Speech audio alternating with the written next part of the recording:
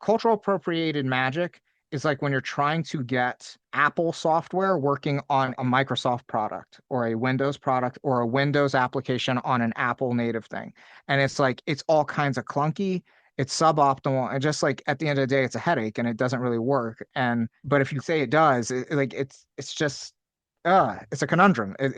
It's a problem. So I'm trying to connect a lot of these things to make them healthy for magical practice and divination practice, that being like the native constellations with the day sign and the native regards for the seven traditional planets, which are eerily similar, but like a lot of the numerological correspondences are not the same. So it can't be a copy and paste.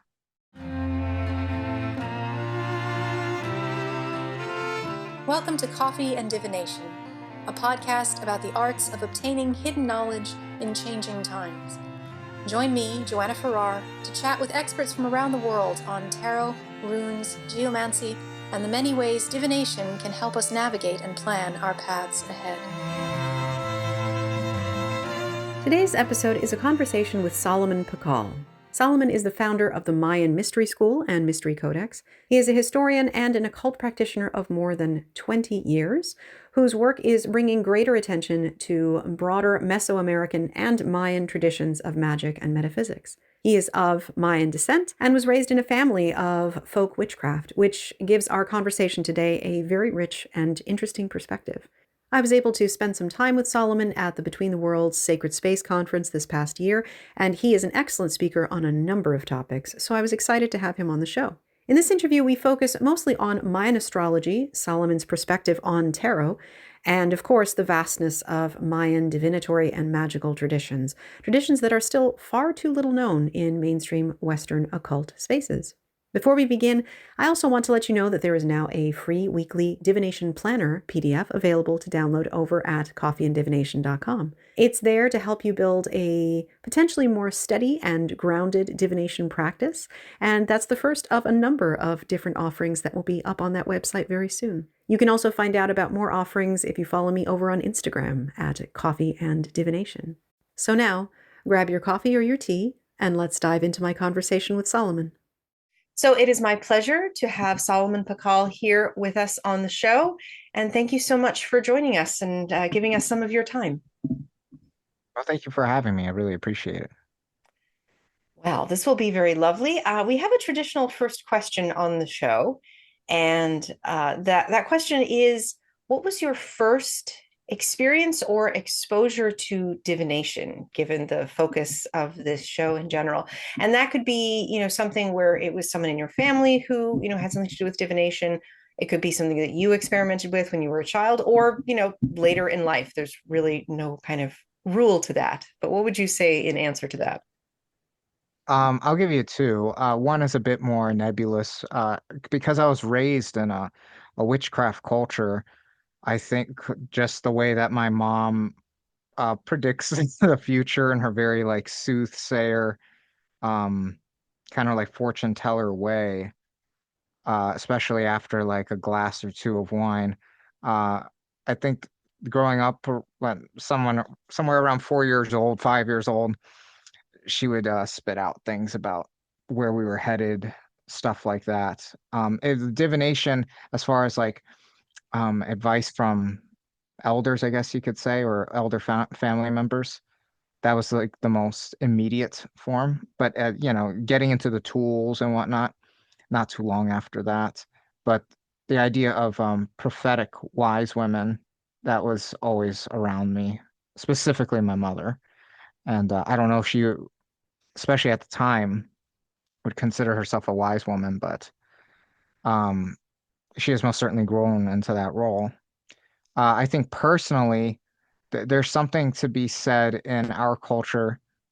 If you can remember details about your birth, it's an omen, and omens being a form of divination. I do remember, like my earliest memory was like coming out of the womb. I remember kind of like swimming, and like my head was above water, and I could see the insides, and it was like dimly lit. Uh, and then I was on my way out, but I don't remember actually like coming out and being born. So I guess you could say that's the earliest divination was that birth omen. And so with that kind of like early experience of having those elder figures in your family who had that sort of prophetic gift, and then that early memory, what would you say that your first, I mean, there's a lot of different definitions for sort of like more tool-based divination, but what were some of your first encounters with divination that took the form of tools, like an encounter with astrology or, tarot cards, anything of that nature? Well, probably with my abuela reading like coffee grounds or like the way that she could read people. Um, the way that they, especially like I like to call them very lunar women, and I mean lunar. I guess you could say it's like a universal term, but specifically in Latin America, there's a way that they can kind of pick up things that are a bit different.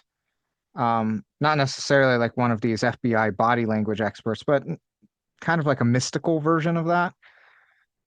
Uh, of like where she could just know details about a person without actually knowing them. Um, and that's not tools, but she would like consult her cup of coffee to like know that. And actually, I think if we're going to get a little bit more familiar with tools that the audience might be familiar with, like the way a cigar burns, specifically, like a lot of people do divination via the cigar, as well as like actual magic with a cigar. But like the way that a cigar burns will tell you a lot about the circumstances involved in the ash and how it burns. And that was something like my abuela and my mom would do. So as far as like tool-based divination, I would say that was the earliest. And then obviously I would find tarot cards because tarot cards are pretty ubiquitous. So um but those are a bit more like the unique and cultural based ones. And there's a lot of like, just raw divination talent with people from that region and from that kind of background. Hmm. Yeah. Yeah. It's always interesting to see how different, regardless of where we are in the world, like different family groups as well as different cultures kind of have these practices deeply embedded in them, and then talking about what our expectations are from, if you're not from that kind of context, what that looks like and feels like can be very different. So the context of just, it's coffee grounds, it's the ash from something like that, so of course it's around and it's going to be interpreted, which is always very interesting to see, especially when it's a different form than other people have had in their childhoods. So Yeah, I mean, when really, you, all mm, I was just going like all divination, it like in its most fundamental level is omen reading, yeah. because even tarot, it's you're adding correspondences to omens, but like there are illustrations and omens to be had through illustration, and then you're kind of connecting a system of omens. But it's most rudimentary level. All of these things, whether it's tea leaves or something like that, they're all omen readings. Like when you're walking out in nature, the way that the trees speak is how they say in Maya culture, the ways that the trees speak, or birds are another one. I had a massive bird manifest, like divination manifestation a few months ago. Really crazy one. But what animals show up? Uh, kind of like not too different from like, oh, there's moss growing on this side of the stone. It's not too different from that. Just kind of walking out in the world and observing omens. So, omen reading, yeah, I think it's the most immediate form of divination that we have. I'm not saying it's superior, because I think most certainly when you can concentrate things, for a lot of people, that's going to be superior. And then for some people, it just depends on their jam. So, Absolutely. And the interplay of how other forms of sort of prophetic insight interweave with the system itself can be interesting, because I'm sure we both know and in some ways also practice with. I have a very close friend I'm thinking of who, she quote reads cards, but there's really nothing about the cards that is involved when she throws them on the table. It's just what allows her to sort of enter the state that then she's reading things off of. not the cards themselves, let's put it that way, but the cards do help. They have their role to play in it, but it is less the system of divination that other people might associate with tarot.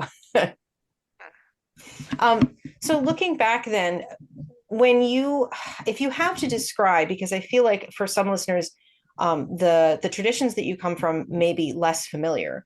If you had to help somebody understand the tradition that you are in and you are a leader within, what is some of the key things that you think are important for people to understand about them from an occult framework? If you were just kind of giving the cocktail party level of that introduction for people. Well, I come from an indigenous Maya tradition. Now, that is actually kind of a loaded word, though, because the way that indigenous Maya traditions have kind of been advertised in the modern era is that it's kind of like, oh, the Maya, like, or the Mayan Empire, which there was never a Mayan Empire, and the usage of the word Maya is pretty or Mayan is pretty dubious. You got to use it at the right times. It's getting a little bit more liberal now, but the Maya civilization and Maya traditions are as diverse as the Maya themselves were, and they were never a unified kind of empire. They were never a unified state. They were um, kind of like pagan Greece, just a loose confederation of city-states. And that persisted even through colonialism because of modern borders. So when a lot of people talk about Maya traditions, they're typically speaking about the daykeeper tradition because it's the largest, but it is not the only tradition and it's not the only legitimate tradition. There's plenty of different kinds of renditions of these traditions where they don't even practice the same thing. They prioritize different things, but they're all a part of this Mesoamerican paradigm. Um, so I like to chalk up Mayan magic into like 10 different systems, and that's how I do it to help navigate things. But I could see somebody chopping up into less or chopping up into more. These are just models to help navigate. On top of that, there would be an 11th, which would be divination. But if I was going to dispel some misnomer so we can what they may not know. There's a lot of Western audiences may not know. Um, but it is a paradigm as vast and diverse as any other paradigm on Earth. Um, because, but a lot of people don't think about it like that. A lot of people think it's kind of just like this peace-loving shamanic frenzy because it's a stereotype that's kind of plagued Native Americans for the longest time since the 1960s. And that's not true whatsoever. There was a lot of different takes and a lot of sophistication. I would argue as competitive with any Western uh, system out there and any Vedic system out there. It is just so expansive. So what I mean by that, I think Mayan magic has more in common with things like the Agrippa's three books of occult philosophy than it does I don't know, just like the flower child culture of the 60s, most certainly. It has more in common with that than the kind of ideas of shamans in the jungle because it was a lot more systematized than people think. Like you don't erect these massive pyramids, which raw amount is the most across any civilization in the world.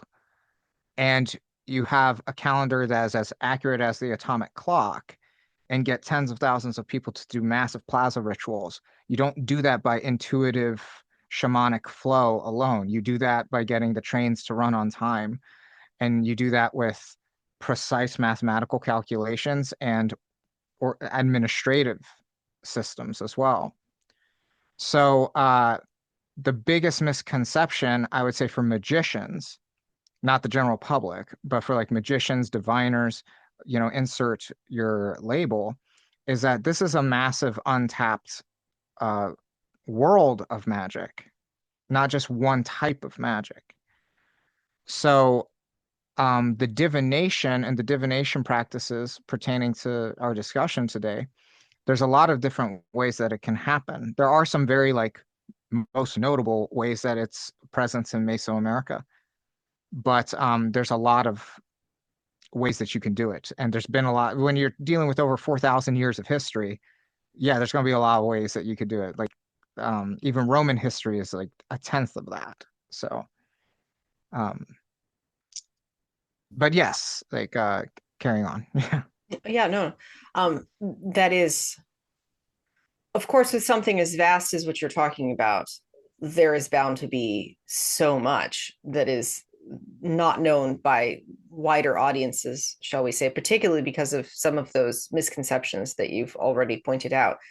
When it comes to the way that sort of your particular thread of this comes out, what is the methodology of how you entered this flow? Obviously you were born into this. You are, you were surrounded by, magic in the context of your family and sort of cultural life. But then what were the specific ways that sort of training occurred, or like what did that look like as you were then kind of growing into who you are now as a magician and a teacher? Oh yeah. That's very interesting because a lot of this is actually where I would say um after years of cross training with Western stuff that Western occultism I think has a better grasp on, but I think it's because of a lot of historical context and cultural context. There seems to be like an attitude amongst minority-led traditions, including the Maya, of like, and this may be just a product of colonialism, that it's like when it comes to spiritual gifts, you either have it or you don't. And that's largely silly because I've met so many esoteric practitioners that they didn't grow up in a witchcraft culture. They didn't have natural clairvoyance or psychic abilities, and they developed it, and then they can make magic happen all the time.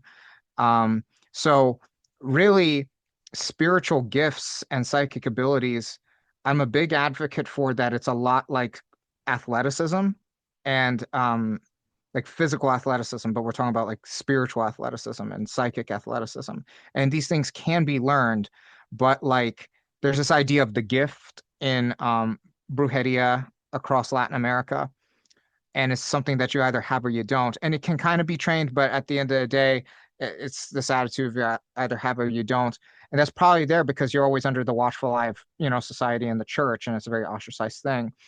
Um, which is like a culture shock in the last like 10-ish, 15-ish years of where I see people on like TikTok and YouTube like openly talk about it. And like more power to them because it's like we need that for the world to progress. But it's like such a shock because like you don't see that like even back home in DC in these neighborhoods where I grew up where it's primarily Afro-Cuban, Afro-Caribbean, um, and Hispanic and indigenous people practitioners, you don't talk about these things. Um, Even if like you told them you could make money talking about these things online with a YouTube channel, they wouldn't believe you, like, or they'd be like, "Oh, that's shameful." It's just a lot of like cultural things. But like how training went, I've actually had a lot of mentors, but like one time in my 20s, I had to sit down and think like, man, why didn't I ever have like a serious mentor? And then I really thought about it. I was like, oh, I've had a bunch. But the thing is that mentorship is largely this informal thing. There's not going to be a Mr. Miyagi that's going to be with you every step of the way, that really cares about your development. Um, it's very, it's really old world. It's really old school. And like, you'll be doing things and you won't realize that that's the training. Like, and the teacher's like, well, he's either going to do it or he ain't. And if he ain't, then he's done. So, um, that's what mentorship looked like. I think really getting started, I did my first like real spell when I was like 9 or 10. I think it was I was 10 because I had just gone to a new Catholic school. Like my parents had saved up enough money to send me to Catholic school so I'd get a better education. And I didn't have any friends. So the first spell I ever did was for friends. And my mom taught me a simple candle spell for that. Um, and that's how training looked like there. But, you know, like my family's uh, practice would progress, and I would invite other people's indigenous practices to progress because only in recent times have we had information, like primary source information, from archaeological findings about what we actually did. For the longest time, it's been very hush hush. You have to trust the elders and stuff, and there is elder knowledge, but even the elders have a cap on their knowledge, sometimes their authenticity. Um, and I'm not, I'm just saying with elders, you get the good, you get the bad, you get the ugly.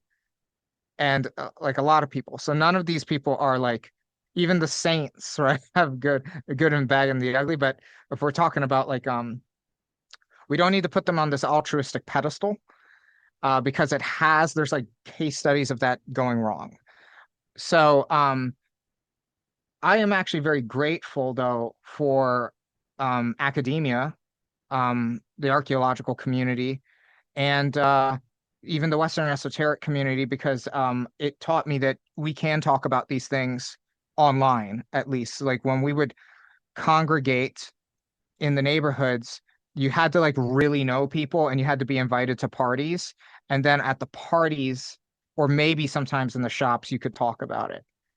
But at the parties, you could talk about it because people are getting possessed and stuff like that. So it's like, cat's out of the bag there. But like, talking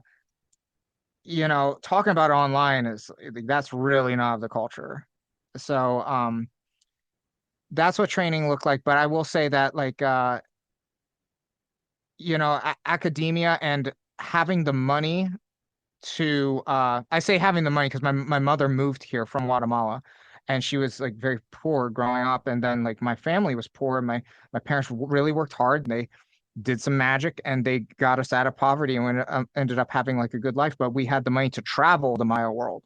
My mother, prior to being a kid, never left Guatemala, but now she could go to Yucatan, Mexico, Campeche, Mexico, Belize, Honduras, the rest of the Maya world. And we saw like how our people were doing things and doing things differently. We were accumulating more Mayan knowledge about being Maya and the magic of the Maya. But like, it was in a way that wasn't traditional. But it was legit. It was authentic because we're traveling to these places. But if it was just like straight tradition, we would have never left the neighborhoods, or like my mother would have never left Guatemala City. So like, and that's, I say, the tradition I come from is brujeria, but a thing to keep in mind is that brujeria is a colonial term that was like placed upon us.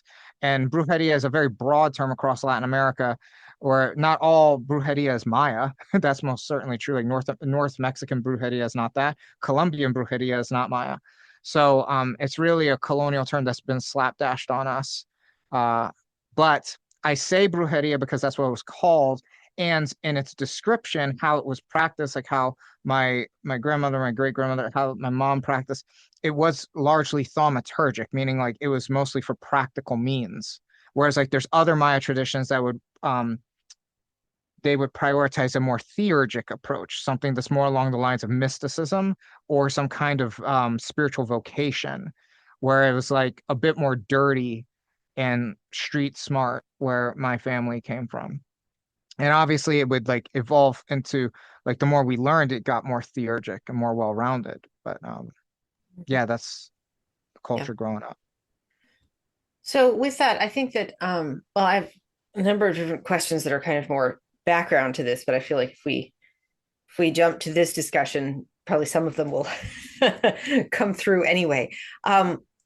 One of the specialties that you have, and also possibly something that people who are listening will have at least heard of, possibly before, is the idea of Mayan astrology and the astrological and like calendrical systems that are associated with Maya practices. Can you maybe give us a little bit of a introduction to that is a good introduction, shall we say, even though it's brief? Yeah, no, Mayan astrology is really interesting. I guess we could probably start with like, technically, I think Mayan astrology, while it is a helpful term, and it's probably not incorrect, but it's certainly incomplete. It probably shouldn't be called astrology, but I don't like, for the sake of like knowing things, like let's just call it that. Mayan astrology, you could probably call it geoastrology, or telluric astrology is another one that's pretty helpful, or because it has more to do with earthbound things than things in the sky. It's the practice and study of sacred timing that is celestial, I'm sorry, terrestrial, not celestial, terrestrial and human centric. And these human centric correspondences, earthbound correspondences. And most notably, the correspondence of human gestation, 9 months, i.e., 260 days roughly. And there are 260 days within the Solkin or Cholki calendar. That is the sacred calendar. The Maya had many calendars for agricultural reasons, for tracking various planet cycles. But the Solkin calendar was to be human centric and to track the human's destiny, essentially. And it was mirrored by the phases in the womb. So these are believed to influence life on Earth, these kinds of correspondences. So Mayan geoastrology or telluric astrology uses mythological snapshots in time to align to human life with cosmic rhythms rather than how Western and Vedic astrology rely on the stars. Now, the Maya do have systems of star divination too. Like they track the planets. Like there's pages and codices that they knew the cycle of Venus was 584 days. They knew the cycle of Mars was 780, and so on for all the major planets. Um, so they had a relationship, a divinatory relationship with the planets as well. It's a bit more enigmatic and mysterious because it wasn't as well preserved. Um, but the primary divination system used by Maya day keepers or the Ahiab, as they're known in Guatemala, or the Akin in Yucatan, Mexico. They use the sacred calendar, which is 260 days.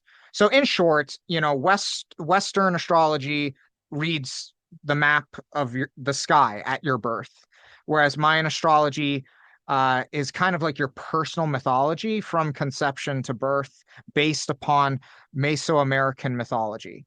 Because, like mythology in the West, it could take several forms, but like Greek mythology have, Heracles and Theseus and Perseus, a lot of these kinds of figures. Whereas in Maya mythology, it's most notably the hero twins of the Popol Vuh. But there's other characters there as well, and other mythologies going on as well.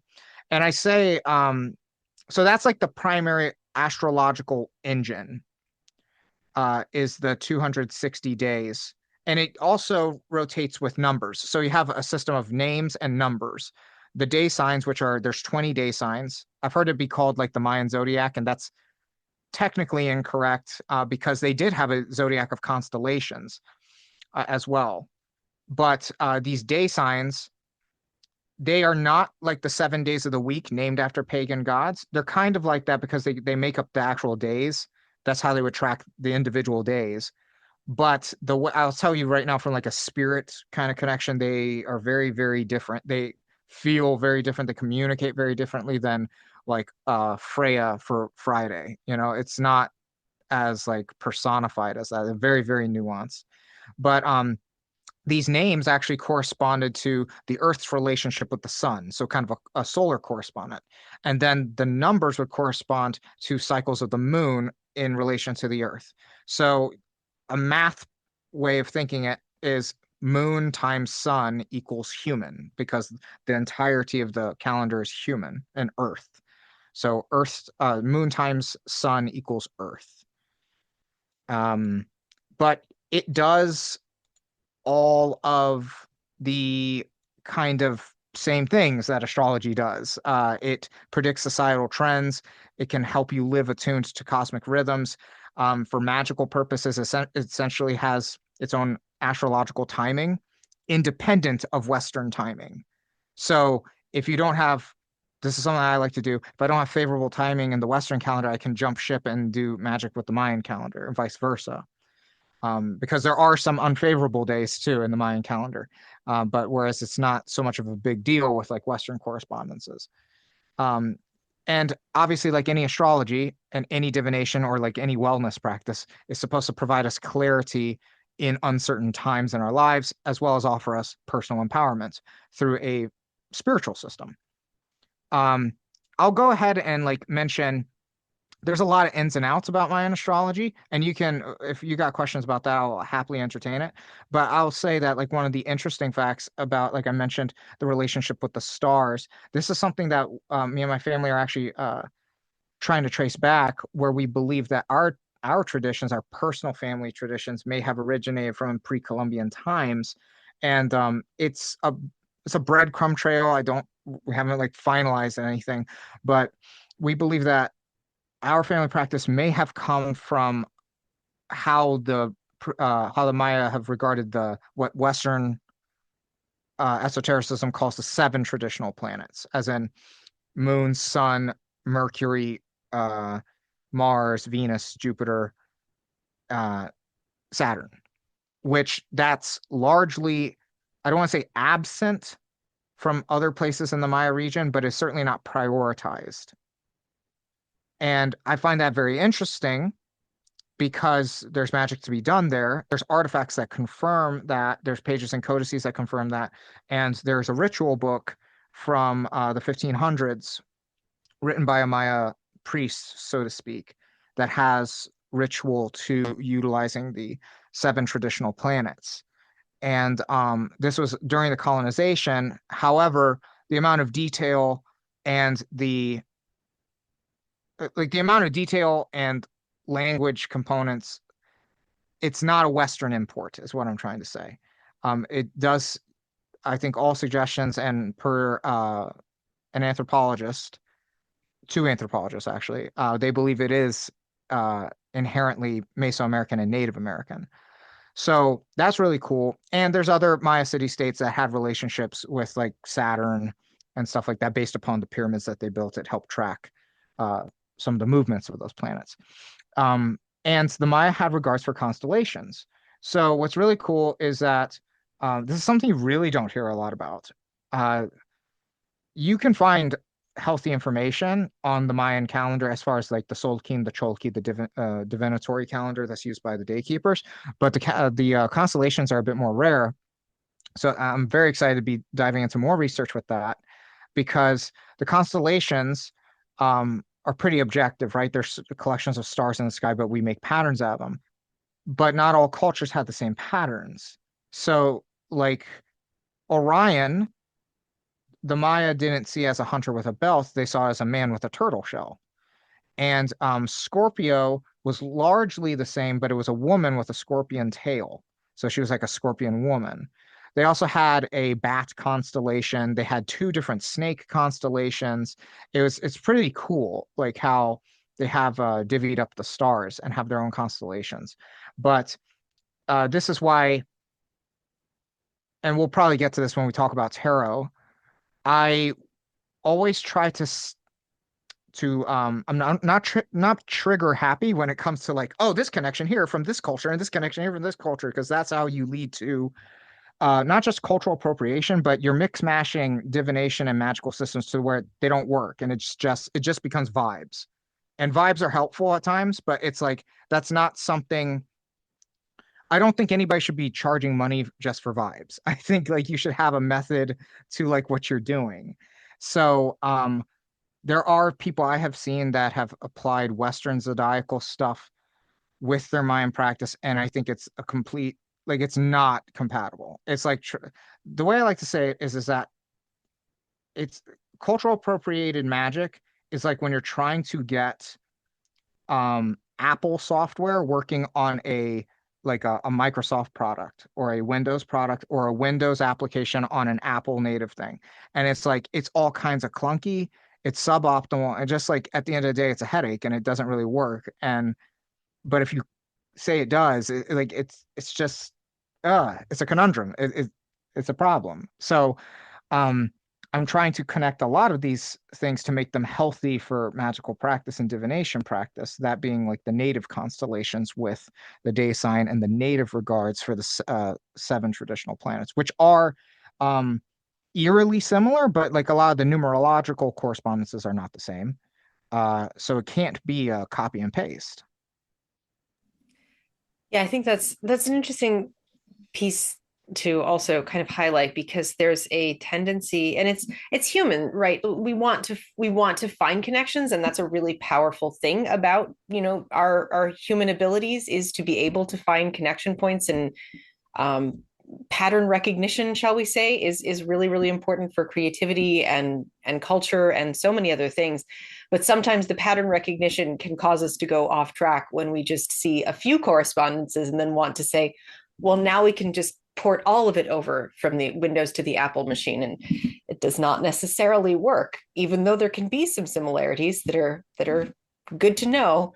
It doesn't mean that it will all fit together. So I think it's good to recognize when they're there, but also recognize sometimes there's context missing, which just means you need to go deeper into the system in order to better understand it before you start swapping or switching. Yeah. And I just want to say, because I'm a big advocate for this, and I really want to speak out about this more, it's like I do believe in the future is perennial. I think but perennial doesn't mean we're doing everything all at once at the same time. We're not replacing, like, we're not doing a Wicca correspondence, like a Wicca directional correspondence with a Yoruba Orishas. That's all kinds of faulty.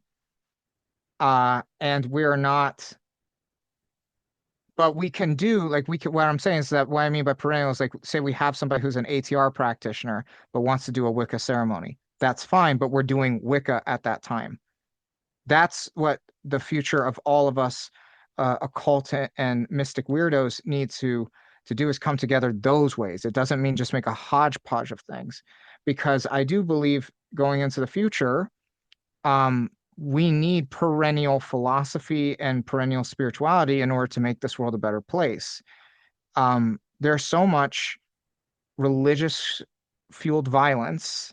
There has been for a long time, but for the past couple of decades, it has the potential to involve nuclear weapons, which that's worse than the Crusades. That's worse for all of us. And I don't think anybody wants to die for the sake of the narrative of one kind of cultural idea of what, God is. So a perennial outlook is the way forward, and it is absolutely helpful, but it doesn't mean it's a free for all with trying to match up things that were not meant to be matched up. We need to have discipline about these things. And sometimes that means taking things slower. And that also means sometimes we're not ready to charge money for it yet. And that's something a lot of people don't want to hear. People want to start charging for readings or packages or something immediately, and they just don't have the expertise yet. Yeah, no, that is absolutely true.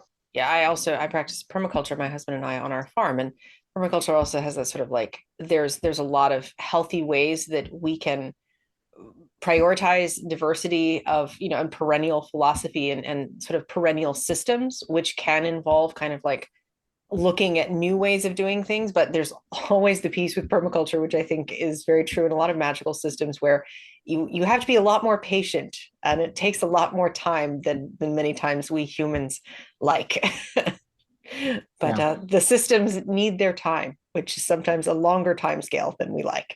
Um, so going back to this idea of timing, actually going back to the astrological systems, sometimes I feel like for people, when we're listening and we're trying to take these things in, it's helpful to have maybe an example or two. If, as a magical practitioner, when you are thinking with the system and you're applying it in some way, can you give us some sort of an example of how this would interplay with, your magic that you're doing for yourself or someone else? Or like, how does that system then look when you're saying, okay, I'm going to sit down and understand either a moment in time because I'm doing electional astrology, or divination based? Like, can you give us an example of what that kind of looks like?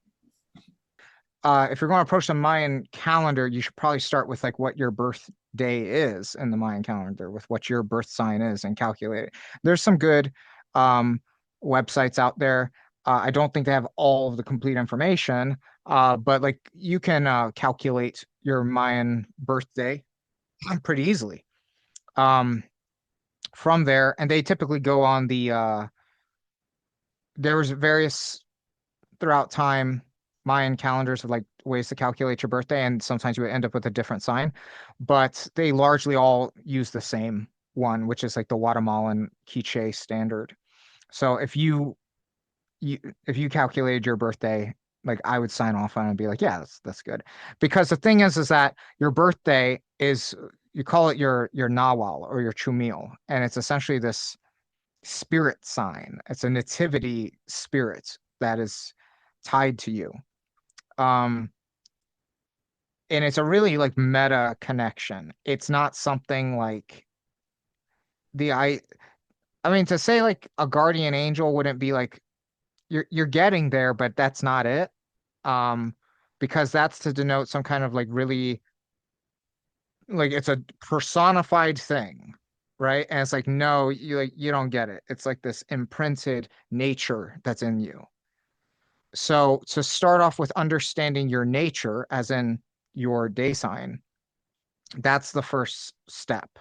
That's how I start with anybody. And in fact, because like I used to do I've gone through kind of like various runs so far in my occult career of like working with clients here and there. And if I could take it all back, I would just start off with like, I'm not doing anything with you until we like do your chart first, because it's like you may want this in life, but it's like you say, oh, I want to spell for a lover or something like that. And it's like like that's like saying showing up to a boxing gym and saying, "Coach, I want to be a world champion." You haven't thrown a first punch yet. Like you don't know who you are in the ring. You know what I'm saying? It's like you don't know who you are in this realm of the metaphysical, at least not in the way that I approach it. And it's like if you want to go to somebody else, they would approach it differently. But if you're coming to me and we're in the ring with this is how we're approaching it. So I can orient you and find out like what are the best methods for you. Because depending on your sign, you're going to have certain tendencies and like kind of like biomechanics. So like a guy like me, I'm actually like kind of stockier. I'm not like this tall, lanky, like one of those skinny dudes who just always has six pack abs. Like I gotta earn my six pack. So there's certain like athletic talents I'm going to have that he's not going to have. You know, he can like if we're talking combat sports, bear with me. I was a combat sports guy. He could like stay at distance and like pick his shots. I have to close the distance because I'm stockier and I have to like get in there and get like a bit messier. And that's not too different from the day signs. It's kind of like your inherent spiritual style and yeah, your nature, your inherent nature. You could say kind of it has kind of a psychological component, but it's not purely psychology. Um, Determining that is going to help us shoot our azimuth, so to speak, about like where do you want to go? Like this is where you are here in life with your circumstances, and now where do you want to go from here? But it has to start off like if we're going to work these systems, you got to start with step one of the system, which is we have to calculate your birthday and go from there. Um, so like for example, I'm a obsidian knife is my day sign. So in the old times, that would typically mean you were meant to be like a surgeon and or a some kind of healer, and sometimes it would stretch it to mean a like a shaman. It was either like a shaman or like an actual doctor, like an actual surgeon, because the obsidian knife was the first surgical tool. Um, and my mother, like all immigrant mothers, wishes their son was a surgeon for the money. But I was never a surgeon. But what I did become was a soldier, which is another aspect of the knife. It's a warrior symbol as well. And the thing was is that I didn't know I was an obsidian knife sign until I was on my way to the military, essentially. So, or at least when I was in like high school, I didn't know my my day sign until I was in high school. But and by that time, I had joined military programs. So there was something inherent about me though that was leading me towards these ideas of warriorship and fighting, because I would also be an MMA fighter. So lots of Martian kinds of themes. Um, there's not necessarily a celestial planet correspondences to these day signs, but the concepts can align as well. Um, but the thing is that if I was going to give myself like a reading or a chart reading back then, I would be like, okay, yes, you have to definitely go down this military route, but because your day sign you're probably not going to have a very good military career. Like, and also like the number, because I was my number too, there's a set of 13 numbers. My number suggested that I was not going to have a very pleasant military career. So I would have said, like, you're going to have to do it, but you're not going to like it. And you're supposed to not like it.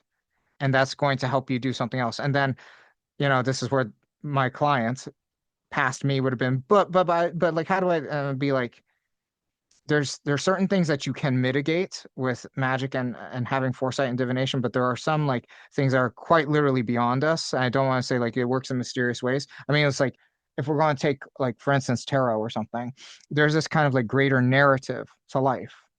Um, there, the idea of a story is quite literally a force of nature. And there is nothing more powerful than the story, not the heroes, not the villains in the story. The story is. And you have to get acquainted and learn to navigate some of the currents of the story that are beyond your control, kind of like going down White Rapids.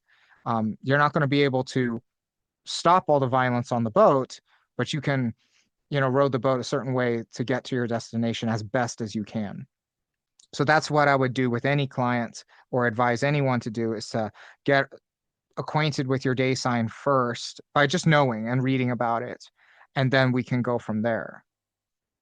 Yeah, that makes a lot of sense. And that is that first and very difficult piece of self-knowledge before you can kind of go anywhere else. And with that self-knowledge piece then in play, we've kind of touched gently on tarot a couple of times. And I was wondering if you could speak. I think that you mentioned that you're going to have like a project that you are embarking on or are in process with of looking at connections with tarot and these Mayan practices. Can you maybe talk to us a little bit about how you view those connections and what can be done in good ways with those connections? Yeah, so I actually have an article coming out next week about why tarot is not for beginners. And I mean, it's just like the nature of tarot. Like tarot is vastly packed with various correspondences. 78 cards is a lot of tools, and each one of them is very in depth. In the military, if you have more than four tools, you're probably going to be overburdened, like in stressful situations. And I get it, tarot reading is not necessarily a stressful situation, but you are performing, like you are like doing something that is supposed to be a really in-depth service. So you have to have a like being a tarot reader, a good one is you're going to have a lot of aptitude for the system, and depending on the deck, especially, it will be wrapped up into a specific paradigm. And those paradigms, if you don't have the not like easy ones with the tarot, are Western astrology, Kubala kinds of correspondences, new gematria, right? If you don't have a working knowledge of those things pertaining to tarot, then you know, are you really a tarot reader? Um, and it gets a little trickier because there are those correspondences that compared to those 78 cards, right? Embedded in those 78 cards. So what happens now when you're like shifting the system, like you go to the Far East where they have a different elemental system and you're trying to pack that into tarot. It gets really tricky. I'm not saying it can't be done, but it requires a lot of nuance. And I do believe in that nuance. I do believe that it is a universal art. I was really inspired by an article that Benabel Wen wrote. I think she wrote it back in like 2018, 2019, 2017, about just like how multicultural tarot really was and how it crossed Asia Minor and went to the Far East, and like how some of the correspondences are Eastern influence. And this is way before Crowley's Thoth Tarot.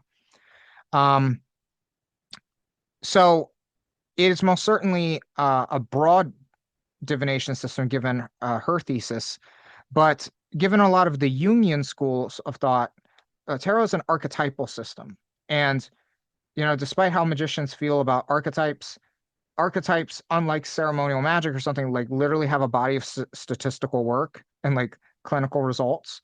Um, they work and they're like very, very real. So if it can be applied to tarot and it's mapping out various forms of the human psyche, uh, and that is something we all share despite our race or ethnic background, then it is a universal system. There is minutia there. That's where the nuance happens. And but to have command over that nuance is a very tricky thing. And I'll give you an example. There's two decks I'll shout out here that one's a bad example, one's a very good example. So pertaining to like Mesoamerican correspondences, there's this deck called the Santa Muerte Tarot, and it has a corresponding oracle deck. And I really love the oracle deck. The oracle deck, the Santa Muerte Oracle, has a lot of mestizo, indigenous, and folk Mexican culture embedded into it. You'll find straight up Mesoamerican gods in there, alongside things like Santa Muerte, but a lot of like the imported culture as well from the Iberian Peninsula. And that Oracle deck like really smashes. It's awesome. You can get great readings from it, and you don't really need a lot of prep for it because Oracle is much more artistically based, whereas Tarot, and the nature of it is there's art in it, absolutely, but it is correspondence based. Like the images are inspired by the correspondences, not the other way around. Whereas Oracle, it's not necessarily that, depending on the Oracle deck. If you have an Oracle creator that wants to do correspondences first from the ground up, then they do it. But a lot of these Oracle decks are actually from the top down, from arts to correspondence, rather than the other way around. So that's why it's like for a lot of beginners or people that want to get straight into divination and working a lot of the psychic muscles, I recommend Oracle decks. And it's like there's no harm, no foul there. You can get a lot of reps in and just start having fun. Whereas with tarot, I mean, I guess you can start having fun, but it's like I don't think you're going to get good at it very quickly. But the Santa Muerte Tarot, I believe, is a really rough Oracle deck. I'm sorry, really rough tarot deck. It doesn't really match a lot of the themes.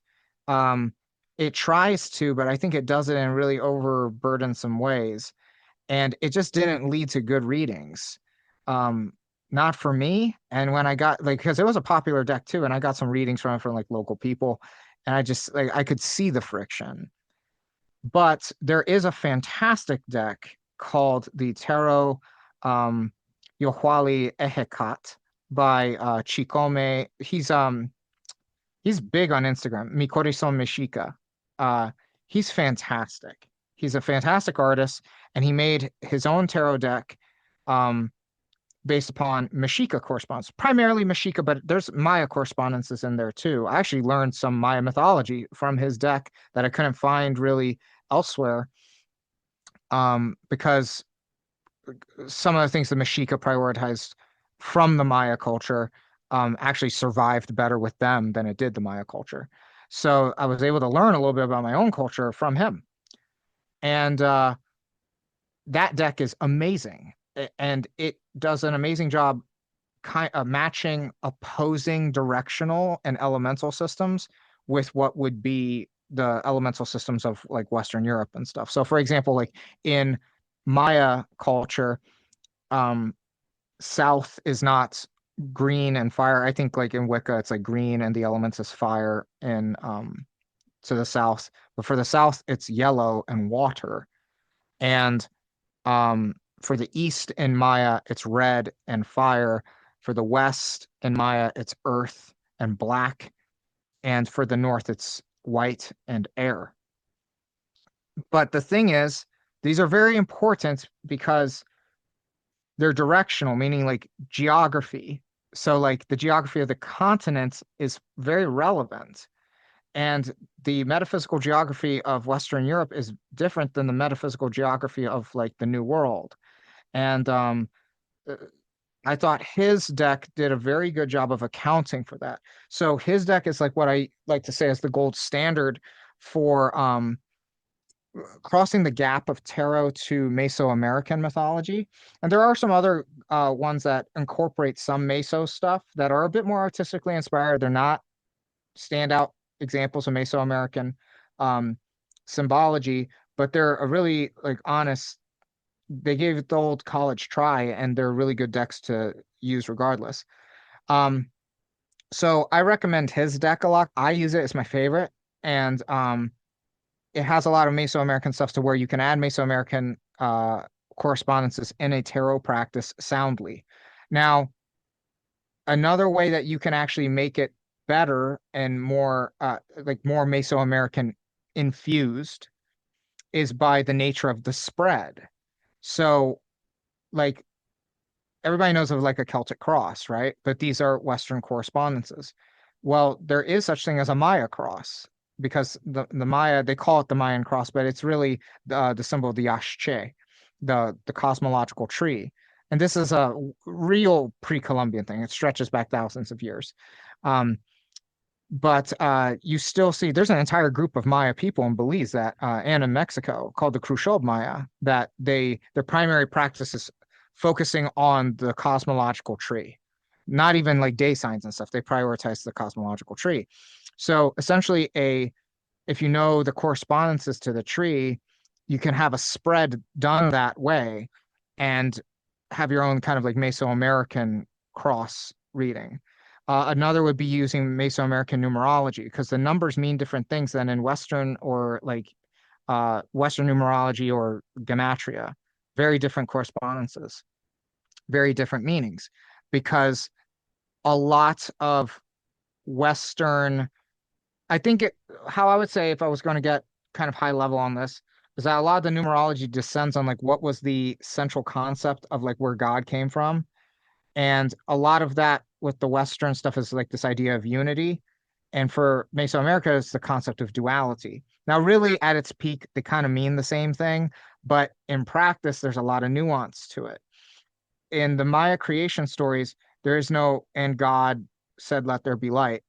It was first grandmother, first grandfather, and all the gods come in pairs because there's a divine masculine and divine feminine to each one. That is what the concept of duality is that nature is a series of competing and cooperative forces. That's why they always come in pairs. There is no like one God in original Mesoamerican thought. It was not monotheism.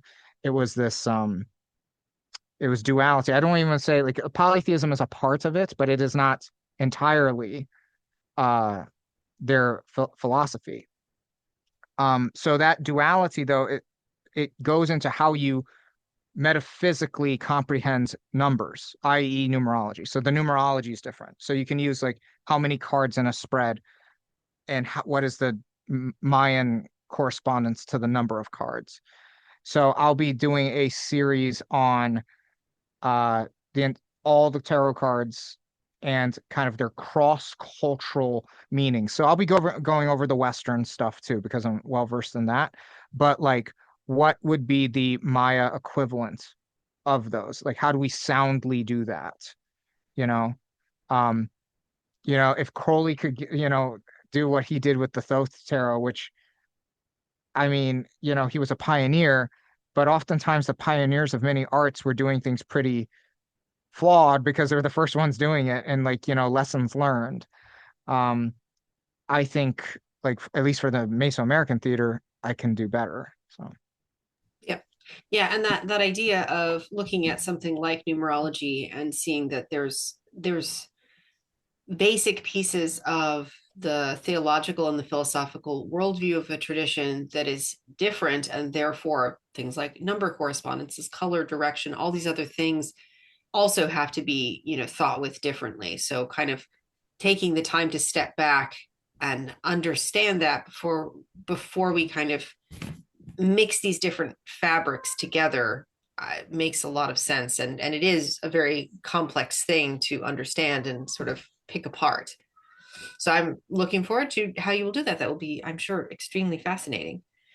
If as we're sort of wrapping up, I want to leave a little bit of space for what your advice would be if somebody is listening to this and they're feeling very called to want to explore these traditions, or they want to kind of look into Mayan magic and Mesoamerican kind of magic. What are some of the things that you think are important for people to keep in mind as they start that exploration? Do you have any advice?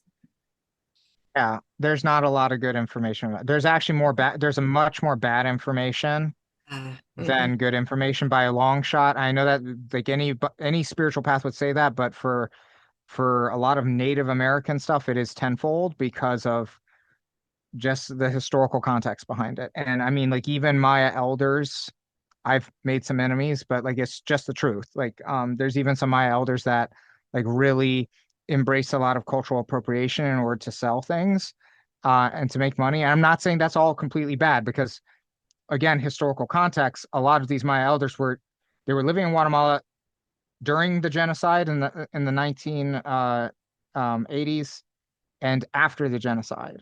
And after the genocide, just because people started, you know, people stopped being unalived, didn't mean the economic conditions were recovered. So I understand some of the reasons for these compromises, but um, a lot of those teachings have an agenda, and it is particularly to poach money from American, Canadian, and Western European audiences where the money's at. So there's not a lot of good information. I will recommend, like, well, I will recommend, it's kind of a loaded topic, and but stay away from Jose Arguelles's books. May he rest in peace. But it's a pretty well-known fact. A lot of that was like culturally appropriated. Um, I would say just be very wary. There are some other names and stuff, but I don't. I think a lot of like even these people that have like made these compromises, there needs to be room for grace and I don't want to say forgiveness because that sounds patronizing, but there needs to be a lot of understanding because like the indigenous struggle, right? For any culture that has been colonized and they had to have to make compromises, there's always going to be like horizontal violence rather than vertical because like the guys on top are the colonizers and the powers that be. So it causes a lot of horizontal theft and drama that doesn't need to be there. Um, so as soon as I get more information that kind of calls out a lot of these culturally appropriated practices that are going on, and they are the more popular ones associated with Mayan spirituality, um, I hope that it can actually build bridges and we can just get going to a better form of Mayan spirituality and magic. So I don't really have books to recommend you. I do have a book coming out with a major esoteric publisher, but it's not ready yet. I'm still writing the thing. But I'm aiming it to be a classic. It will be a modern esoteric classic that is comparable to any tradition's gold standard.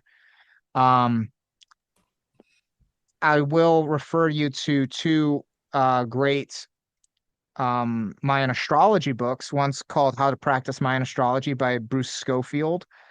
That one's very helpful. And uh, it's the Mayan, I forgot what exactly called, but it's the Mayan astrology book by Kenneth Johnson. And Kenneth Johnson is a initiated Maya Aki.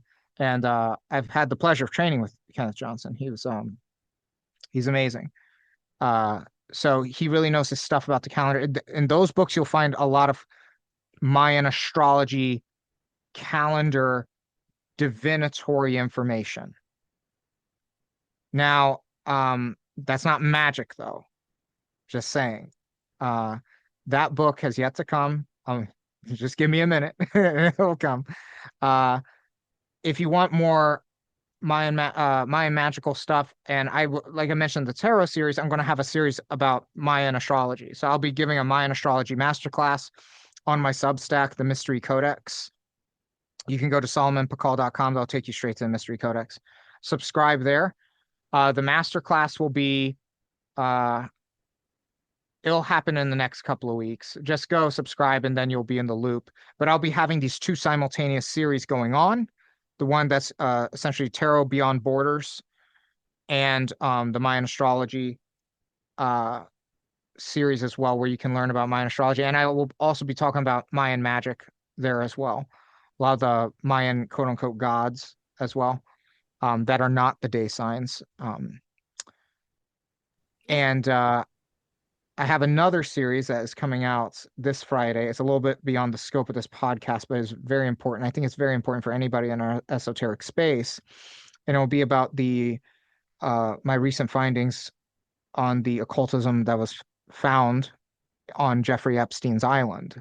A lot of people don't know, but he had a massive temple complex there, of which rituals were performed, and photography and drone footage was captured of throughout the island, but specifically on the inside of the temple, there's some alarming things. And what I mean by alarming, I think a lot of people think in very linear, like Hollywood kinds of ways. And I will say that I wish it was that simple. It's not. It's actually very complicated. And I think the implications are very vast and ironically involve the indigenous peoples of the Americas. So that has to, because of the sensitive nature of it, it has to be a paywalled series. But if you sign up for the paid newsletter on Substack, it will be well worth your time because I think it might be the occult finding of the 21st century, what was found inside that temple. But yes, That is a lot of very excellent information and also some good advice. The links to some of those, especially the books that you mentioned, and of course all of your upcoming things, I will put in the show notes. So if you're listening, you can go to the show notes, and I should have all of that down there for people to find. This is very fascinating, and I'm sure there's going to be a lot more people who are, drawn to this and want to have good sources of information, which is so very important, especially these days. We need it. We need it for that kind of perennial magic and perennial philosophy to be able to come through in the world. So it's really good for us to be able to connect to each other through this. And I hope we'll be able to talk more about this, have you back on to go into more detail as some of these projects come through. So I would love to, yeah, because perennial philosophy, perennialism, that's what's going to save the world. Like, it's not conspiracy or fear mongering. You turn on the news, and they're willing to nuke places in the Middle East for whether it's the caliphate or the church or whatever it is. And we have to ask ourselves, is it worth like ending the world and ending millions of lives for the sake of religious beliefs? And that's why all of this magic and mysticism, it can save the world because if enough of us get on the same perennial page, we can all collectively say, no, we're not going to drop the bombs. That's a very real threat. Like, and a lot of governments have a eschatological, I'm sorry, their eschatology leads their foreign policy, which that's so wrong. Like, I thought we have the Constitution and stuff and separation of church and state. And, there's some countries that they are theocracies. But we can't be playing into that. I think, especially in the United States, where we have the freedom of religion and we have like an intellectual edge over much of the world because of education. We here, specifically mystics and magical weirdos in America, have the potential to save the world, and that's how we're going to do it. And that's not feel good talk. That's very real. It's very dire. yes, and it's also very important to take our own power and our own responsibility seriously, because that is also very empowering to think with, and it can, I think, help break people out of a feeling of powerlessness, which is, never a good place to be. And we can do a lot of good as well, which is what we have to kind of work from. So I appreciate that message to people, and I appreciate your time. So thank you so much for being on this first time. Yes, yes. Oh, thank you. I would love to come back because your podcast is quite delightful. Thank you so much, and we will talk soon.